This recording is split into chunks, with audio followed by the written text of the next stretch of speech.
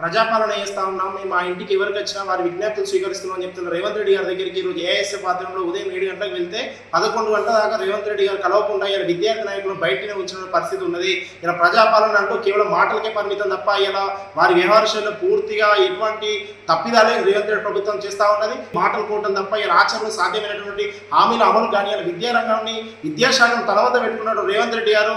ఆ విద్యాశాఖకు సంబంధించిన సమస్యలపైన చెప్పడానికి నీ వద్దకు రావడం జరిగింది. కానీ ముఖ్యమంత్రి నీ దగ్గర రాలే, లేకపోతే విద్యాశాఖకు సంబంధించి ఎవరికైనా మంత్రి ఇవ్వండి. విద్యారంగం అనేటువంటిది చాలా కీలకమైనది. ఒక ప్రాథమిక హక్కు ఉన్న విద్యారంగం సంబంధించి అనేక సమస్యలను తెలంగాణ రాష్ట్రంలో కొట్టుమిట్టాడుతున్న నేపథ్యంలో ఇలా రాష్ట్రంలో ఇలా పెండింగ్ ఫీజు రియంబర్స్మెంట్ కానీ సంక్షేమ హాస్టల్లో ఇలా విద్యార్థులకు అనేక ప్రమాదాలు జరుగుతున్న నేపథ్యం కానీ ఇలా పాఠశాల కళాశాలలో ఎక్కడికక్కడ గొంగళ వేసిన సమస్యలు పేరుకపోయిన నేపథ్యం ఉంది. ఇలా యూనివర్సిటీలో వీసీ లేక అనేక సమస్యల నేపథ్యంలో అన్ని సమస్యలపై క్లుప్తంగా నీ దగ్గరికి వస్తే ఇలా కలవకుండా అపాయింట్మెంట్ ఇవ్వకుండా ఇలా ముఖ్యమంత్రి కేవలం ఇంటి పాట పట్టడం సరికాదు.